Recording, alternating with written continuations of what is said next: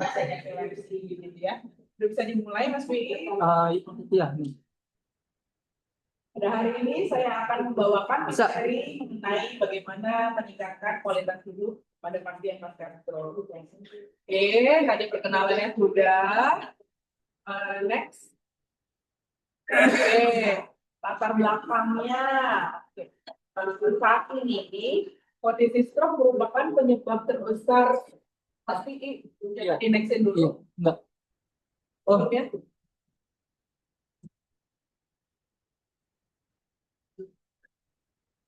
Sorry ya, ini ada kendala teknis. Oke, stroke saat ini merupakan penyebab terbesar kematian kedua dan juga disabilitas ketiga di seluruh dunia. Pak, nanti minta fotonya. Menyenangkan ya. Kemudian Bapak dan Ibu tidak sendirian karena saat ini tren kenaikan stroke di usia muda baik di global maupun di Indonesia juga semakin meningkat.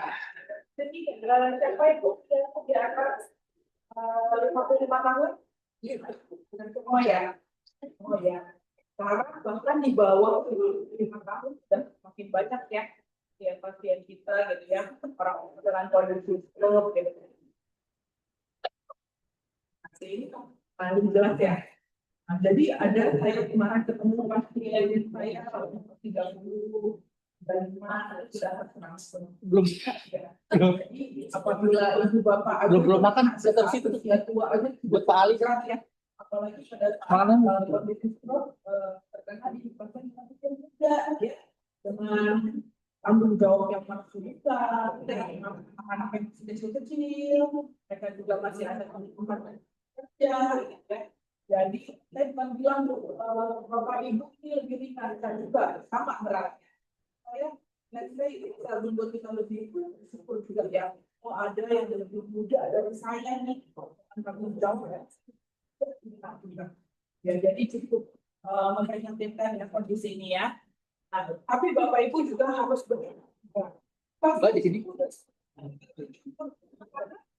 Ini penanganan kesehatan akan kondisi stroke semakin mutakhir ya. Jadi zaman dulu mungkin penanganan stroke masih lebih konvensional, kalau sekarang kan udah lebih mutakhir. Sehingga kenapa kalau penanganan kesehatan ini semakin mutakhir? Tingkat kematiannya jadi semakin berkurang ya, alhamdulillah jadi ya. Jadi harus tetap ada yang disyukuri gitu ya, sekalipun bukan suatu hal yang mudah, suatu hal yang ringan, tapi masih syukuri karena bila saat ini penanganan medisnya juga semakin maju ya. Kemarin kan katanya ada dokter PPDS nggak jadi ya? PPNS buat di sini. Kayaknya nggak jadi. Ya. Jadi walaupun tertolong, tapi disabilitas ini kan maaf kondisi kelumpuhan dan kesehatan kita jadi semakin meningkat juga karena memang namanya penyakit stroke pasti ada dampak. Kemudian selanjutnya Oh iya bang. Oke, dampak stroke itu apa aja sih? Jadi kalau saya lihat mungkin beberapa dari pasien-pasien yang mengalami ya. Bisa bagiannya apa ya? Kalau saya panggil teman-teman sopan ada bapak ibunya ya.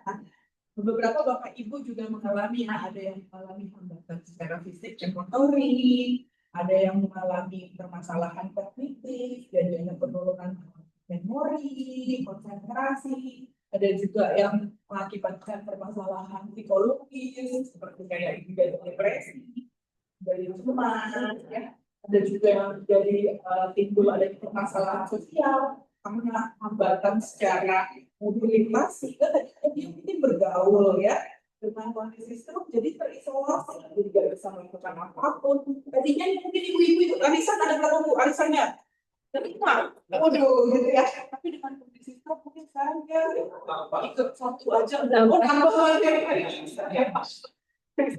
atau mungkin nanti ibu PKK gitu ya. Ada pasien saya yang tadinya dia aktif sebagai kader.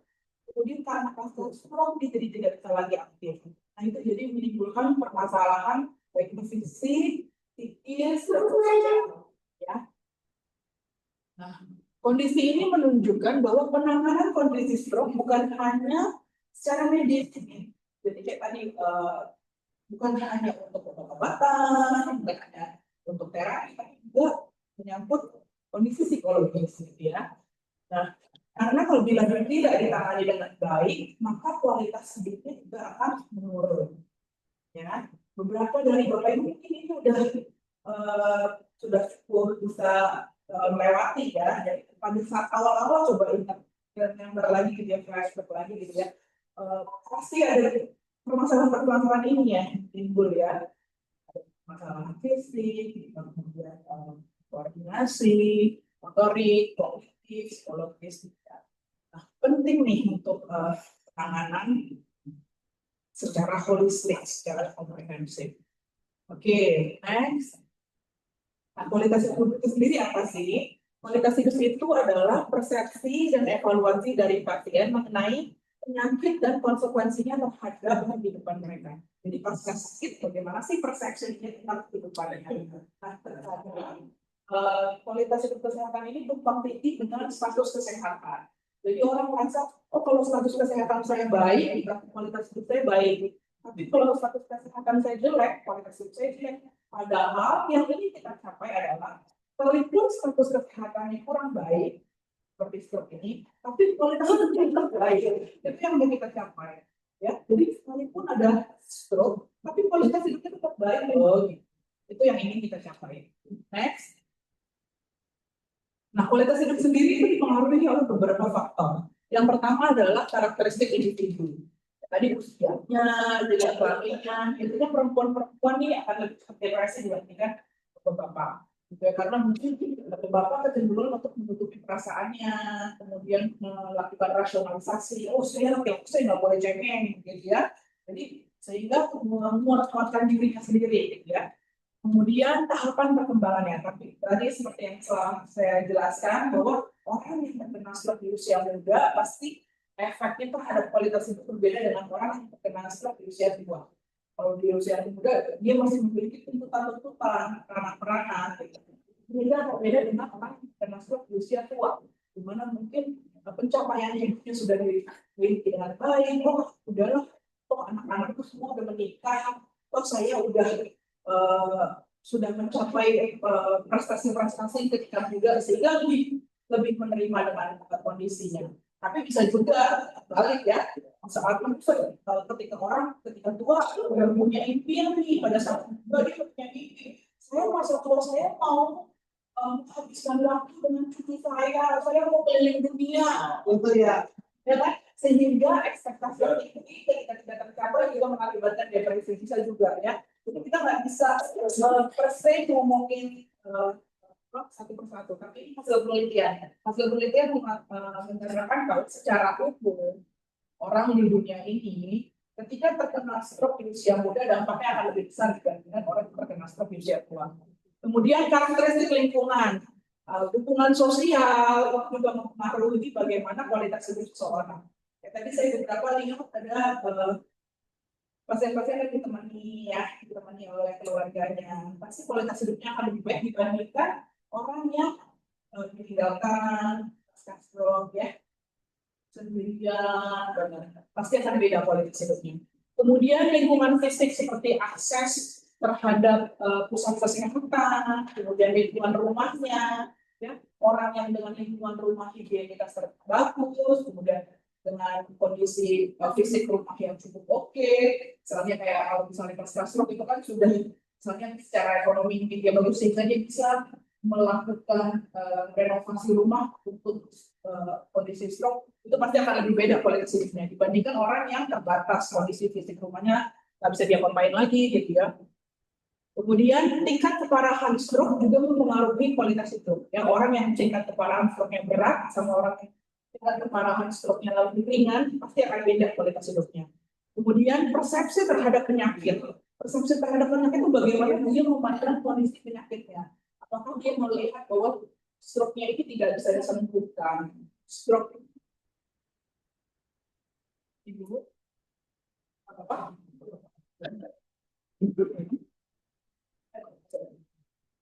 Jadi bagaimana dia mempersepsikan kondisi kesehatannya, kondisi penyakitnya, misalnya apabila yang lebih ke bawah mereka tidak bisa berbuka. Nah, itu pasti akan lebih depresi ya. Kemudian proses penerimaan diri juga mempengaruhi bagaimana dia melihat kondisi kesehatannya. Next, apa saja sih tahapan-tahapan yang dalam penerimaan diri? Yang pertama biasanya ya saat kita didiagnosis suatu penyakit berat, biasanya ya akan menyangkal dulu gitu. Nah, ya, masa sih orang kalau pada pasien saya ya, saya selalu berkaca pada hasil penelitian dan pasien saya. Pada pasien saya tuh bilang gini, saya tuh udah rajin olahraga, saya makanan saya enggak macam-macam, kok saya bisa kena gitu ya. Jadi ada penyangkalan gitu ya. Apa saya diguna-guna ya? Nah ini gitu ya. Berarti pasien saya kayak gitu, kayaknya ini bukan stroke. Walaupun udah hasil CT scan, hasil MRI yang tunjang, tapi dia belum menerima gitu ya, sehingga terjadi penyangkalan. Tahapan selanjutnya adalah anger atau marah, gitu ya. Kenapa saya yang kena? Saya berbuat baik selama hidup saya gitu ya.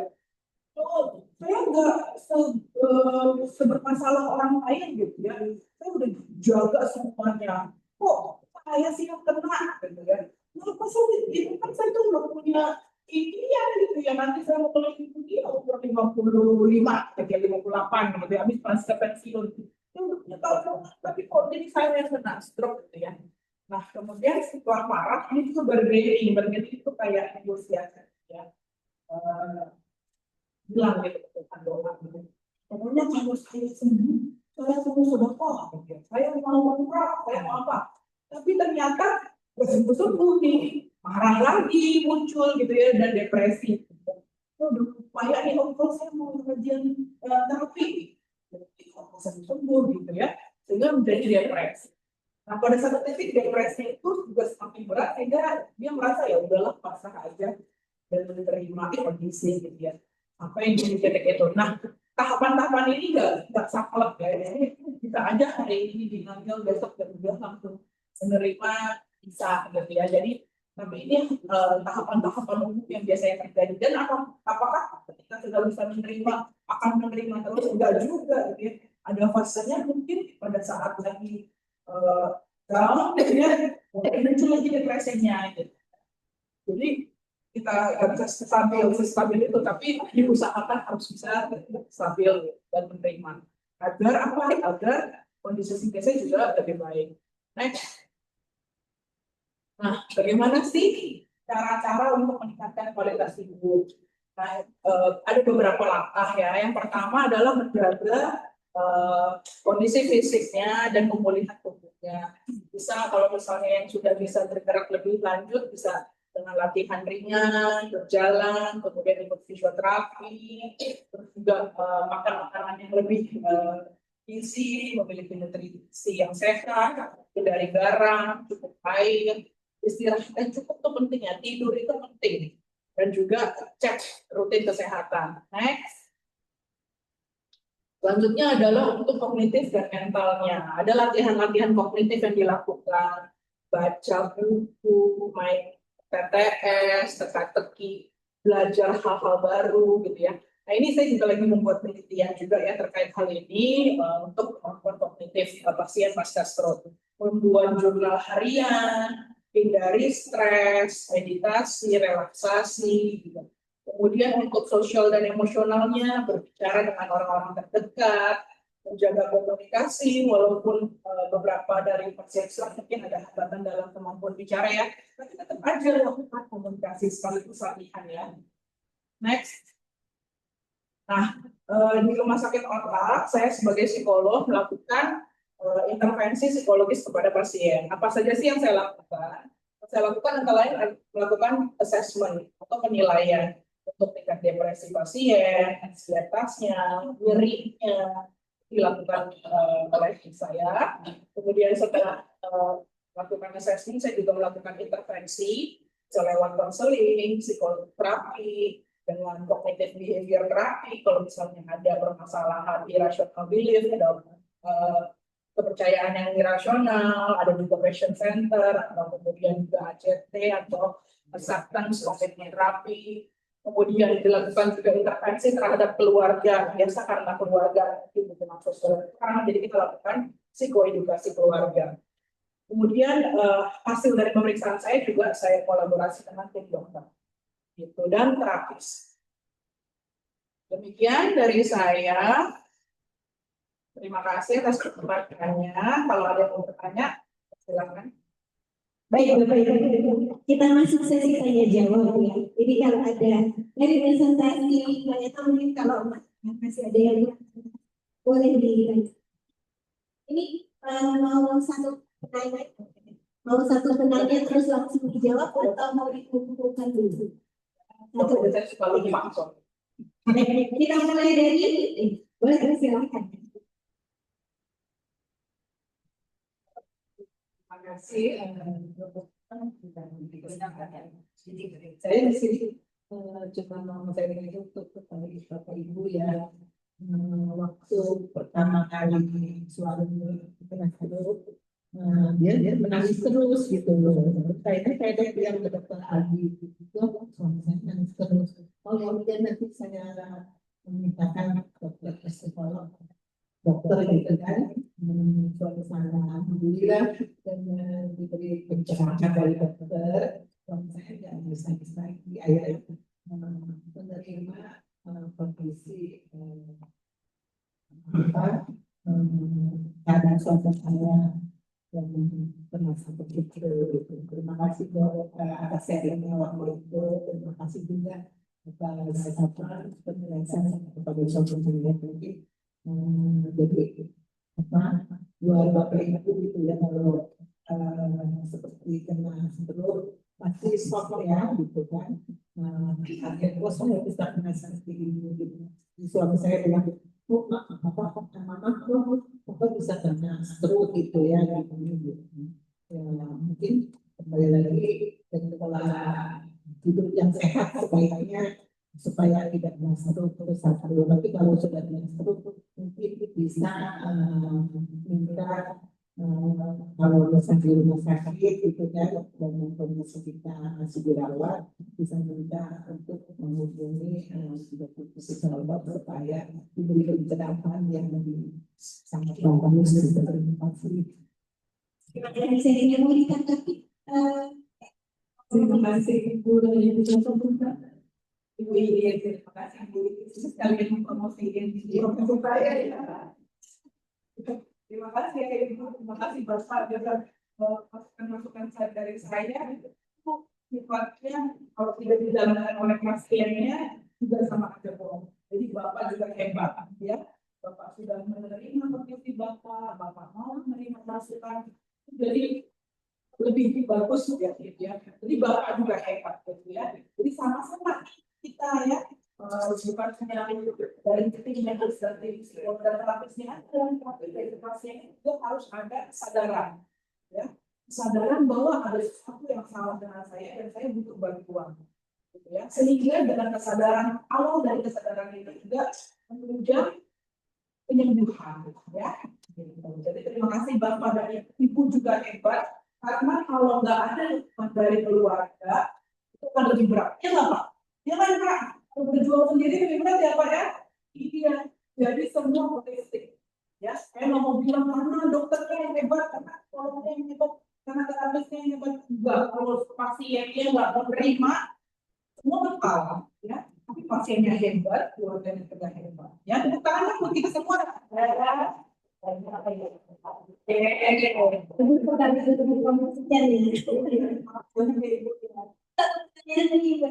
Tidak dimasuk BPJS dulu. Oh, luar biasa. Jangan ngomongin. Baik, pertanyaan selanjutnya ya. Terima kasih banyak ESI. Saya yang dari lakukan yang jauh itu ya. Ini pun dari teman-teman. Boleh pakai ini?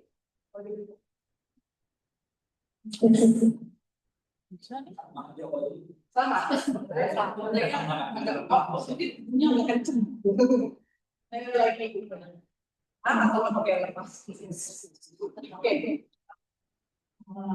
Apa tadi saya ngomong? Oh ya, kalau kita lihat emosinya itu ya, kadang-kadang up and down gitu ya, kalau kita gimana cara menjaga semangat ya untuk bisa menyadari bahwa untuk bisa semakin menjaga pola hidup sehat atau kualitas hidup lagi itu perlu dua sisi ya, artinya bukan dari yang menjaga aja, tapi dari pasien yang bersangkutan juga gitu ya.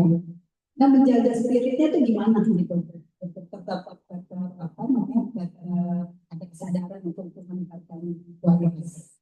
Terima kasih baik. Baik, saya coba jelaskan ya. Jadi memang kondisi emosi itu memang bagian dari dampak pasca stroke. Ya, bagaimana untuk bisa stabil ya dengan proses dan waktu gitu ya. Jadi at least hari ini ibu dan bapak bisa lebih paham gitu ya apa sih yang dialami oleh pasien gitu. Kondisi sedih, kondisi kaget, kondisi kecewa itu memang emosi-emosi yang wajar ya. Ini kan bukan menerima uang 1 miliar ya, bukan menerima lotre ya bu ya bapak ya. Ini kan menerima sesuatu hal yang tadinya kita bisa aktif, tapi kemudian jadi terbatas. Tadinya tuh kita nggak nyadar oh angkat tangan ke atas as easy as that gitu ya. Maksudnya semudah gitu ya. Itu bukan suatu hal berkat gitu ya. Suatu hal yang biasa-biasa aja gitu ya. Tapi ternyata pas itu buru-buru naikin sampai atas. Sampai setengah jam sakit, udah berat gitu ya. Jadi diharapkan memang keluarga dan orang-orang di sekitarnya lebih memahami. Memang akan terjadi turbulensi emosinya. Naik turun. Yang bisa kita lakukan apa? Temani pasien. Mengerti kondisi pasien. Oh, bapak lagi sedih ya. Oh, ibu lagi sedih ya. Berat ya. Dengan mengerti perasaan mereka, dengan memahami kondisi mereka, mungkin itu kan tadinya mau marah, kalau udah sedih marah, jadi lebih tulis down gitu. Memberikan support, memberikan perhatian, ya. Tapi juga bapaknya ini juga jangan serta-merta dibiarkan gitu aja, mau ngadu, mau apa marah. Tapi ingatkan lagi, coba atur emosinya, ya. Bapak sedih ya, gitu. Oke, berat ya Pak ya. Jadi sambil mengerti, sambil juga tetap di belakangnya itu ada pesan-pesan juga. Ingat Pak, kalau Bapak marah, memang sampai sembuh. Ya. Memang nanti tensinya coba kita ukur ya Pak. Gitu. Jadi ingatkan lagi bahwa itu kemarahan yang dialami, kesedihan yang dialami juga jadinya tetap dampaknya ke diri dia loh, bukan cuma ke orang lain, tapi dirinya sendiri tidak akan terdampak gitu ya. Jadi pahami, mengerti, tapi kemudian kita tetap kasih message, kasih pesan-pesan bahwa kemarahan atau kesedihan yang berlebihan itu nanti akan berdampak kepada diri sendiri yang akan pergi diri sendiri juga gitu. Sehingga membuat pasien juga jadi punya refleksi.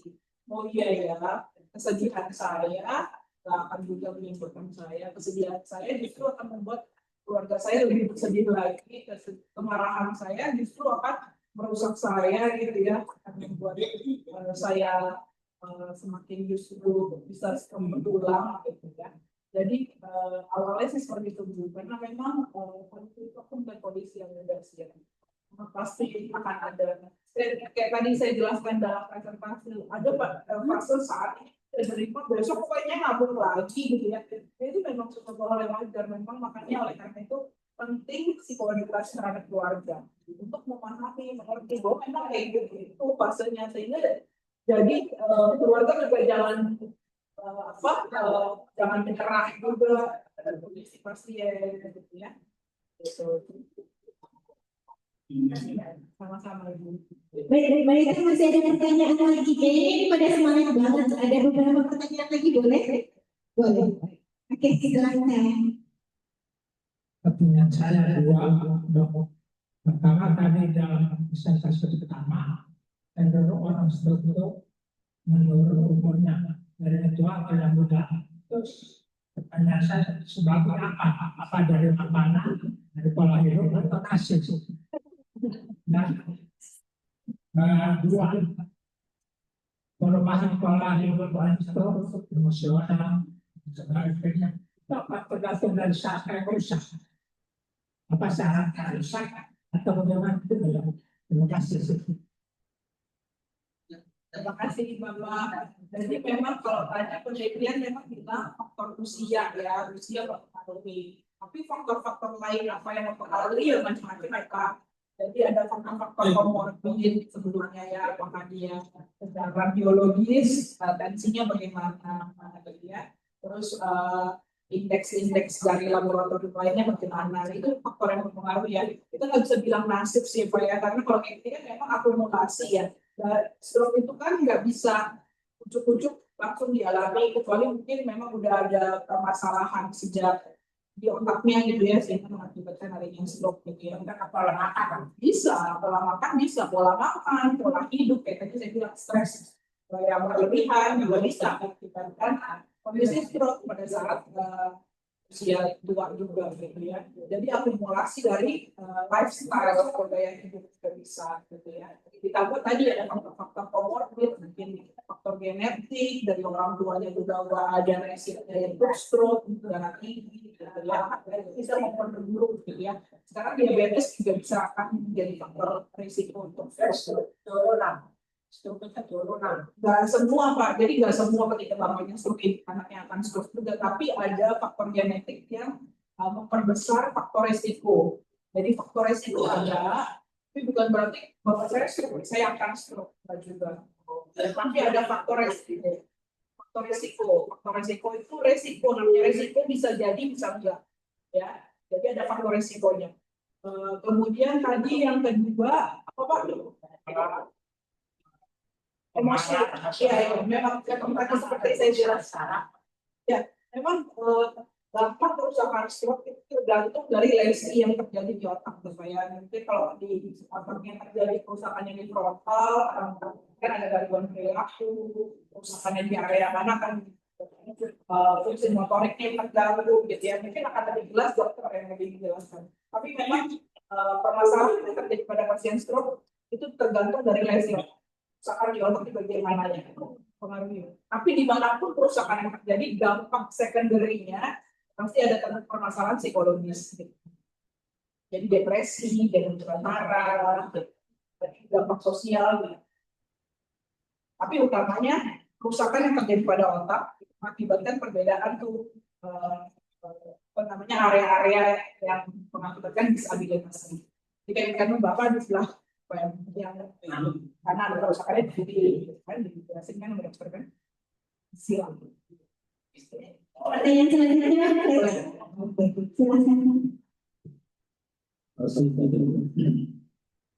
Bu, kita ada dua pertanyaan. Satu-satu ya Pak, saya ini lagi banyak tugas kita. Terus apa saya dulu sih? Yang pertama tadi kita sambung dulu persepsi.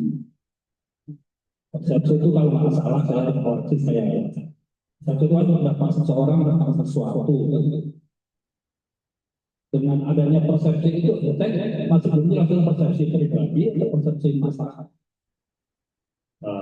Dengan adanya persepsi tentang kualitas itu, sehingga kalau kita berpikir seperti itu, ya kita merasa setelah saya sakit nih, kualitas hidup saya jauh menurun, gimana lah.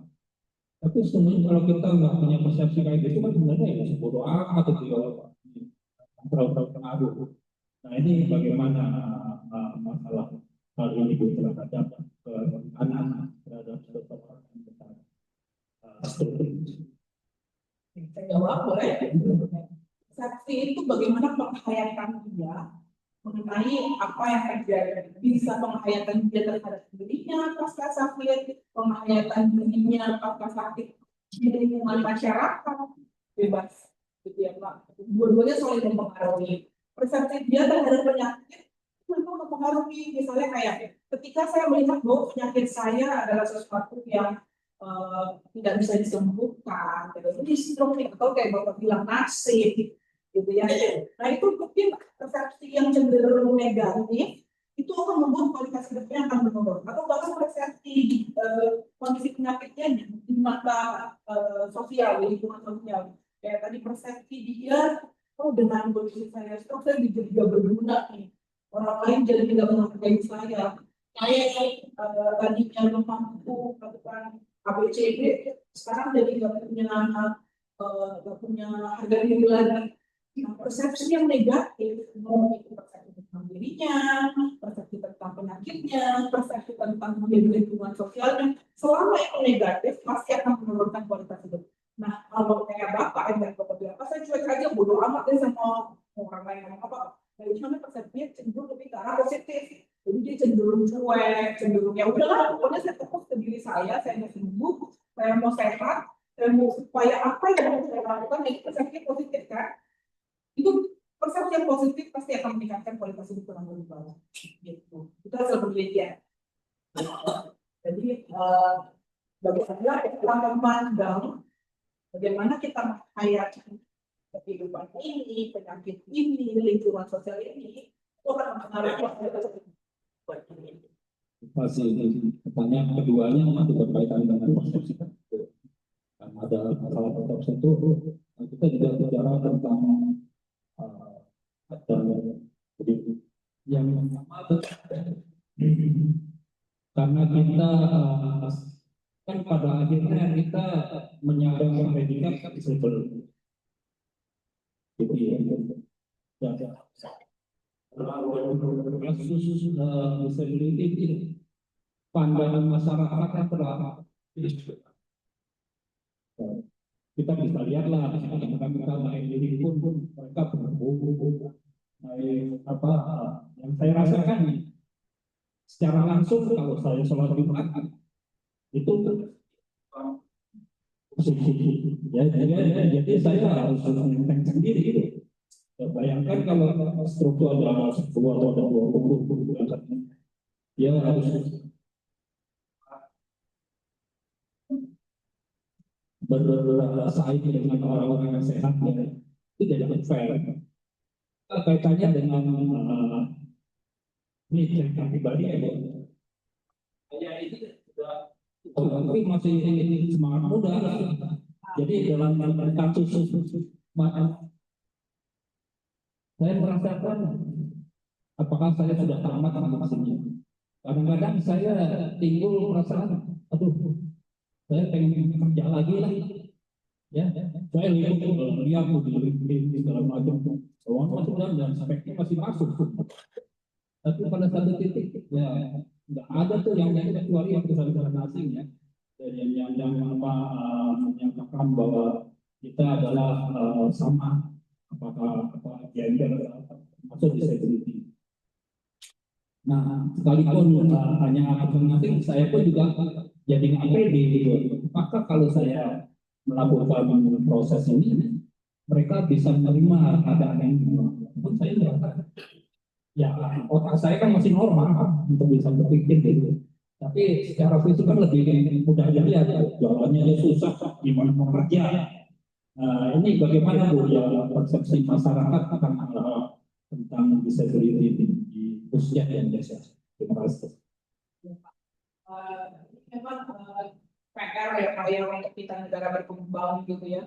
Memang stigma masyarakat, kemudian kepedulian sosial itu belum semaju dengan orang-orang di negara maju gitu ya.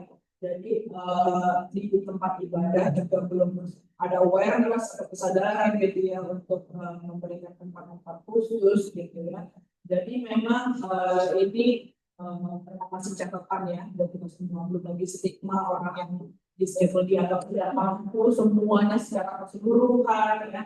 Memang ini fakta sih ya Pak ya, fakta yang memang harus dihadapi oleh kita di negara yang masih ya belum menjadikan kondisi ini sebagai prioritas gitu ya, lebih ke arah ekonomi apa gitu ya, karena kita masih negara berkembang ini. Tapi ini memang catatan juga ya untuk polisi ini ya. Dan memang ini dampaknya bisa terhadap psikologis pasien gitu ya. Ya mungkin nanti ke depannya mudah-mudahan dengan ada masukan dari Bapak itu akan lebih ada apa perubahan gitu ya Pak ya untuk negara kita. Nah, memang saya sadari gitu ya, memang belum ada gitu ya banyak apa ya improvement gitu ya kemajuan gitu dari kita untuk Kalau yang disabel, terus belum ada fasilitas-fasilitas yang menunjang, gitu. Terus kita buru-buru Pak, orang dengan yang usia 2 yang muda aja sekarang nyari kerja susah, juga sama ya, jadi persaingan lagi gitu. Jadi memang ya ini PR banget ya buat pemerintah dan juga dia gimana untuk memperhatikan kesejahteraan rakyatnya secara general, bukan hanya fokus di ekonomi, pertumbuhan ekonomi saja gitu ya, tapi kurang memperhatikan masalah-masalah seperti itu. Ya, terima kasih ya atas sharingnya Pak Beliau.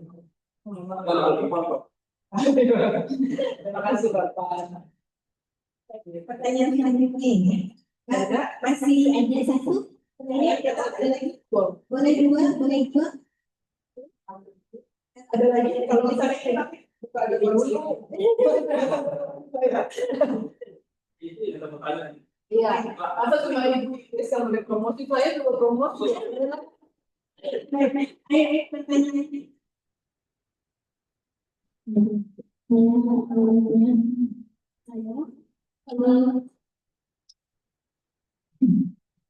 Awal masa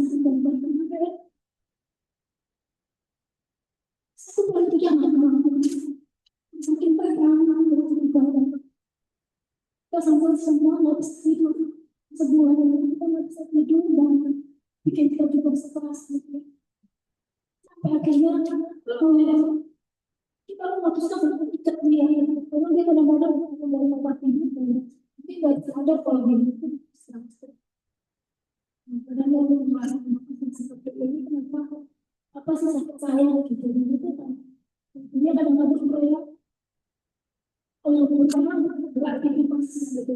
Tapi akhirnya menjatuhkan gitu ya. Makanya dari tempat itu harus terus bagaimana gitu. Ya kami pada puncaknya kami sekeluarga memutuskan belajar tidur. Itu kalau sampai satu bulan dan kita titik dia di mana nggak mau. Bintangnya pokoknya dia nggak mau ngomong juga nggak mau sama dia dengan posisi dia aja dan sampai sekarang masih mau ngomong tapi kayak pelit banget gitu. Bapak nggak merasa apa lapar mau bilang lapar Pak gitu kan minum gitu kalau di awal-awal itu nggak dikit-dikit hukuman saja kita nggak bisa tidur gitu dia teriak-teriak terus gitu ada waktu kita anak saya sedang apa nggak tahu kenapa kerja dan pas saya nggak main pas tadi dan jelasin pas-pasnya aja saya seperti itu pas dia sedang apa gitu pasnya sedang kayaknya dia lagi kalau ngomong gitu juga karena setiap kali kita ikut gitu dan itu nggak mau kalah akal nggak gitu nggak pikir ulang sih yang memajukan saya orang lain yang aku gitu. Tapi kan sampai sekarang belum ada kesadaran untuk saya mau bangun di masa titik saya mau semangat sama ini mau menggunakan badan saya sendiri karena semua dokter bilang bapak masih kuat bapak masih oke tapi kenapa setiap kali kita kasih perintah saya bilang jangan malas jangan kayak naik banget gitu kadang kata fisiknya masih kuat masih oke semua jadi kita ngerasa kenapa ya apakah kognitifnya dan kadang-kadang kalau kita kasih perintah dia kayak ada dunia lain itu membuat saya berpikir saya sebenarnya kayak hal-hal sepele itu kita makan dan sampai saya menggunakan tangan saya untuk kamu itu berapa kali jalan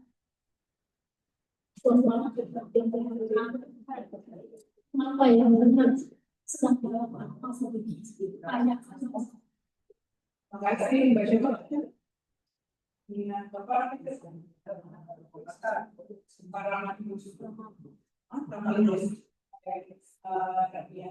Jadi mudah-mudahan penjelasan saya tadi sedikit banyak fase-fase stroke ini ya itu kompleks ya. Ada orang yang paling langsung bisa menerima ada yang masih prosesnya panjang.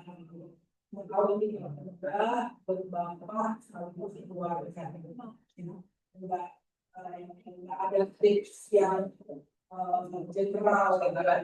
Intinya tadi pahami juga pasien, dan kemudian juga tadi kita harus juga perusahaan masuknya ya, tahu ini pengaruhi sudah fungsi luar, mereka fungsi luar ya.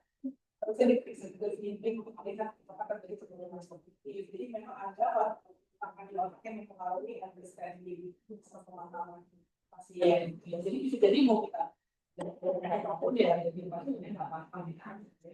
Jadi bisa dikenali juga. Jadi tergantung dari segi pengertian. Dan saya bilang bisa dari lupa, itu misalnya pikiran, itu yang berjalan prosesnya berbeda-beda.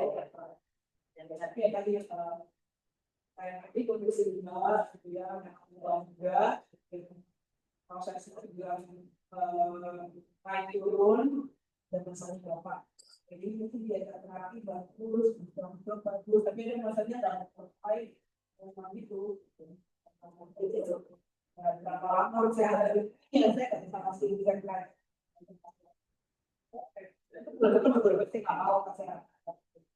Bukan pasiennya, atau baru karakteristiknya berbeda sebelumnya, dan juga tidak. Kalau bisa, kalau ikat itu resepsi lah. Kalau bisa tidak lebih penting fungsinya. Tapi mungkin fungsi luar dulu kalau memang fungsi dokternya sudah berkurang masih ada juga pasti bukan hal yang istilah gitu. Jadi harus ada penjelasan medis itu untuk bisa lebih lengkap. Jadi fungsi luar itu. Ibu kasih ya udah deh saya kasih deh. Itu pertanyaan terakhir yang buat saya.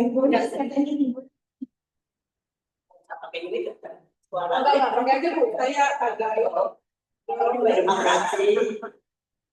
Umur saya memang sudah tua, karena 20 bulan 6 tahun tahunnya 84. Sangat ikhlas. Saya tidak merasakan tua karena di rumah lingkungan keluarga saya, keluarga harmonis, keluarga yang sangat saling memperhatikan.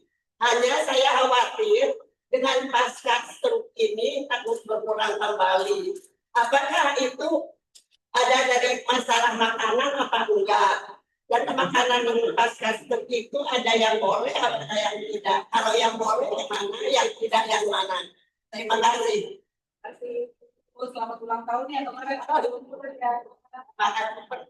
DKI pun masih hadiah ulang tahun, saya tanggal 22 silakan. Karena barengan sama keluarga Jakarta. Iya. Terima kasih. Selamat ulang tahun untuk panjang umur ya. Alhamdulillah ya bisa mencapai usia 84 tahun, semua orang bisa ya. Alhamdulillah juga punya keluarga begitu hebat, gitu ya, bisa support sampai saat ini ya. Ya. Terima kasih Bu yang di belakang ya. Anaknya apa sih Pak? Anak saya semuanya ada 7. Ya, dari kadang-kadang waktu saya masih muda, anak saya banyak yang bertugas di luar. Jadi sekarang udah pada pensiun, full kembali. Jadi saya sangat bahagia. Ya, syukur ya. Tak semua orang bisa menikmati apa yang dia menikmati. Banyak bersyukur ya. Nah, kalau makanan apa yang dilarang, dipantang itu ke dokter gizi nanti ya. Karena saya takut salah kompetensi, saya bukan di situ kompetensi. Tapi memang secara umum aja ya, secara umum memang untuk menghindari makanan-makanan kolesterol tinggi, yang garamnya tinggi, gitu ya, pola hidupnya juga ya, hindari stres, kemudian banyak minuman putih, tidurnya cukup, gitu ya. Latihan terapi kontrol ke dokternya ya. Kadang-kadang orang pasien-pasien kalau udah sehat nggak kontrol lagi gitu ya. Jadi tetap kontrol ya Bu, walaupun sudah umur panjang, sudah sehat, kerusakan pasca stroke juga minim, tetap kontrol ya. Jadi itu bisa mencegah stroke berulang ya. Tapi untuk lebih jelas makanan-makanannya apa ya, apanya itu dokter gizi. Saya psikolog itu. Ya, oke. Ya cukup ya. Bapak Ibu, berhubung waktunya memang sudah terbatas. Jadi kalau nanti ada pertanyaan, boleh nanti konsul ya di Polda Eksekutif ya. Boleh saja di Polda Eksekutif, boleh daftar untuk psikolognya, bisa konsul lama. Bisa. Jadi boleh curhat nantinya. Baik Bapak Ibu, kita beri tepuk tangan yang meriah dulu untuk mereka. Terima kasih. Dari kemarin-kemarin. Ini pertanyaannya tidak terbatas jadi makanya karena sudah ditunggu-tunggu dari kemarin. Kalau konsuling itu Telepon aja. Ibu. Oke, sudah ada satu lagi yang baik ya Bapak Ibu, kita akhiri pertemuan hari ini. Tapi saya minta tepuk tangan sekali lagi. Oke, baik Bapak Ibu, kita akhiri semua. Salam sehat dulu. Jadi kebanyakan kita punya salam sehat. Salam sehat itu ada dua. Yuk kita tunjukin untuk mereka salam sehat kita yuk. Salam sehat, sehat, kuat, mandiri, berdaya. Satu lagi, kuat, mandiri, berdaya. Satu lagi berkualitas. Berkualitas ya. Satu lagi kita masih tiga satu lagi. Yuk Bapak Ibu sedikit suaranya keras ya.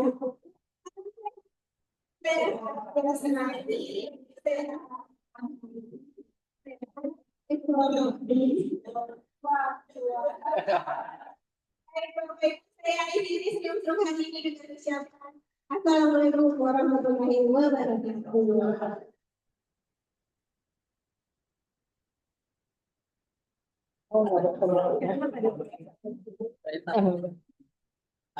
Dua ya.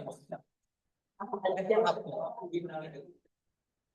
cuma bilang pedang ini aja di sini.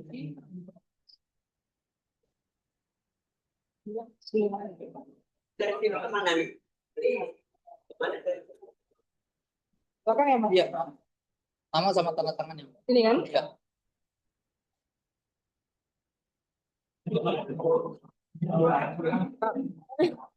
Betul, tulisannya jelek. Siapa? Kita mau. Kan? Oh ya. Oh, mau foto. Oh iya, ya, mau foto.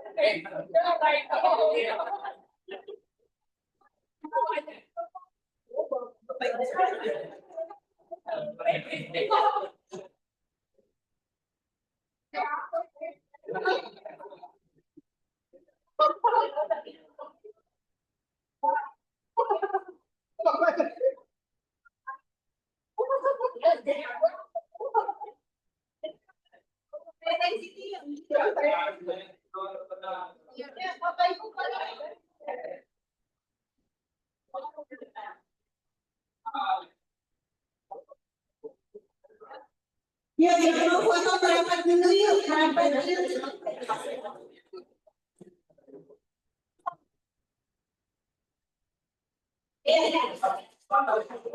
Yang mau foto boleh merapat dulu sebentar.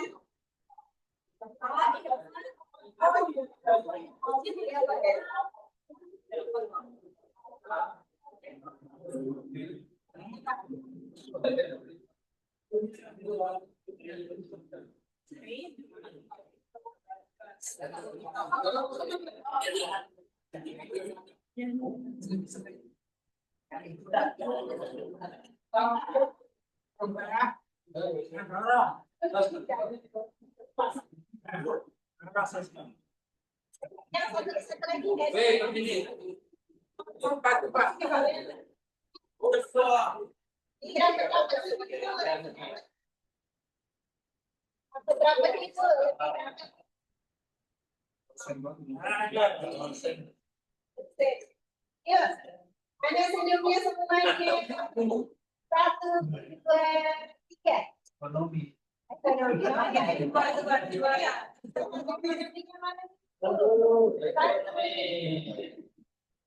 Ya, sehat ya, sehat. Rohani bos, rohani.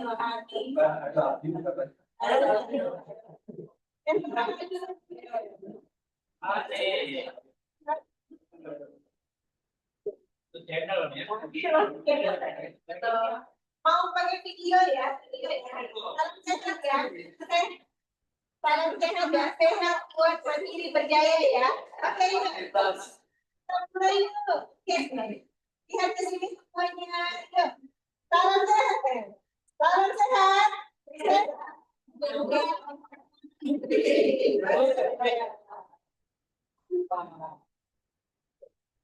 Jadi tambahan.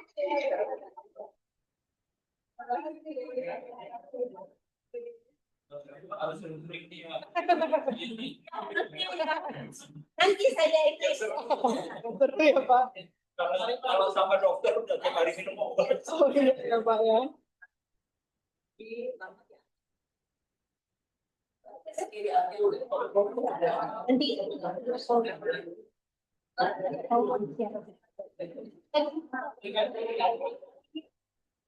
Ayo foto kan? Pas aku presentasi foto kan? Sakit itu nanti kirim ya. Siap siap.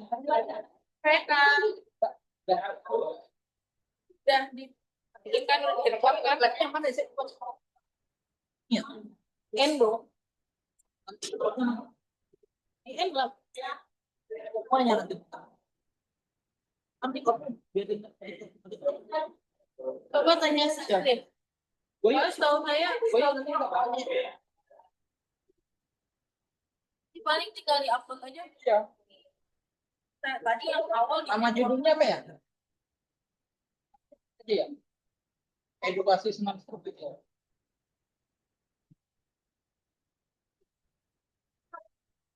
Pilihannya bukan edukasi atau edukasi yang ada. Pilihan di YouTube-nya.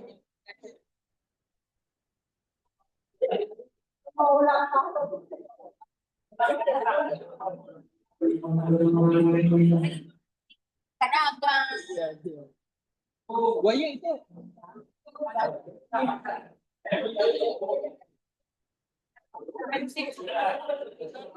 kayak gorengan kan kasihan buat yang sehat sih kok pakai.